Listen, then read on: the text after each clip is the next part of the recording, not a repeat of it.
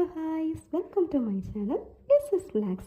இன்றைக்கி நாம் இஞ்சி குழம்பு வைக்கிறத பற்றி பார்க்கலாம். அதுக்காக நான் இஞ்சி, தேங்காய், அதுக்கப்புறமா ஒரு எலுமிச்சம்பழ அளவு புளியை எடுத்து வச்சுக்கிறேன். ஃபர்ஸ்ட் ஒரு கடாயில் தேங்காவை ஆயில் விடாமல் நல்ல பொன்னிறமாக வறுத்தெடுத்துக்கோங்க. தேங்காய் நல்லா பொன்னிறமாக வந்ததுக்கப்புறமா ஜீரகம், மல்லித்தூள், மிளகுத்தூள் போட்டுக்கோங்க. நீங்கள் உங்கள் காரத்துக்கு ஏற்ற மாதிரி மிளகாத்தூள் சேர்த்துக்கலாம். நான் 1 ஸ்பூன் மிளகாத்தூளுக்கு 2 ஸ்பூன் மல்லித்தூள் சேர்த்துக்கிறேன். இது எல்லாத்தையும் சேர்த்து நல்லா பொன்னிறமாக வந்ததுக்கப்புறமா தனியாக மாற்றி வச்சுக்கோங்க.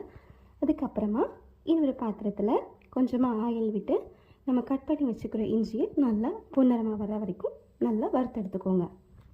அப்புறமா வறுத்து வச்ச தேங்காய், இஞ்சி ரெண்டையும் நல்லா மிக்சரில் போட்டு நல்லா பிளெண்ட் பண்ணி வச்சுக்கோங்க.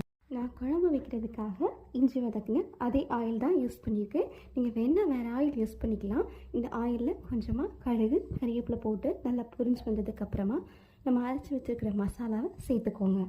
குழம்பு கொதிச்சு வரக்கூடிய ஸ்டேஜில் கரைச்சி வச்சுருக்கிற புளி தண்ணி, உப்பு சேர்த்து ஒரு மூடி போட்டு நல்லா கொதிக்க விட்டுக்கோங்க.